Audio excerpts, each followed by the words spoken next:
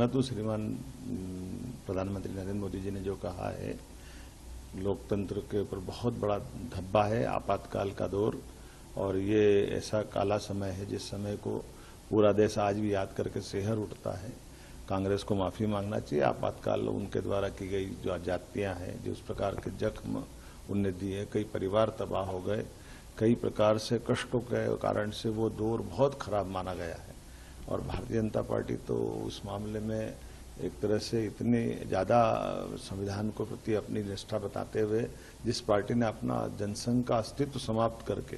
केवल आपातकाल के विरोध के कारण से और खास करके लोकतंत्र की रक्षा के लिए, संविधान की रक्षा के लिए अपने सारे नेता जेल गए, सबको समेकित रूप से सरकार के सभी दमन के खिलाफ हिम्मत से लड़ने की हिम्मत दिलाई, और सब जेल में भी वो यातना सहन करके अपने लिए वो लोकतंत्र को बचाने का, संविधान को बचाने का जो भाजपा का संघर्ष है वो सदैव स्मरणीय रहेगा। मैं मान के चलता हूं कि यशस्वी प्रधानमंत्री ने जो कल कहा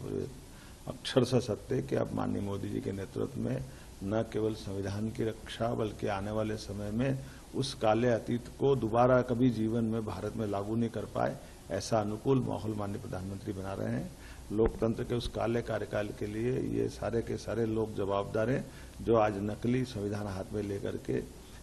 एक तरह से अपनी आडंबर रच रहे हैं, लेकिन जनता सब जानती है, जनता इनकी नकलीपन को जानती है। ये वही परिवार है जिसने सदैव संविधान में 100 से ज्यादा संशोधन अगर किसी ने किए हैं तो इनकी पार्टी के लोगों ने किए हैं, और उनके अपने व्यक्तिगत स्वार्थ के लिए किए।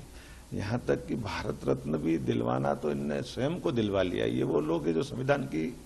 कितनी धज्जियां उड़ा सकते, वो सब धज्जियां उड़ाते हैं। लेकिन मुझे गर्व है कि भारत का लोकतंत्र आज गर्व से दुनिया के सामने पूरी क्षमता, योग्यता, बुद्धिमत्ता के साथ यशस्वी प्रधानमंत्री के साथ अपनी एक विशेष पहचान बनाने में सार्थक सिद्ध हो रहा है। मेरी अपनी ओर से लोकतंत्र के इस काले पर्व पर संघर्ष करने वाले सभी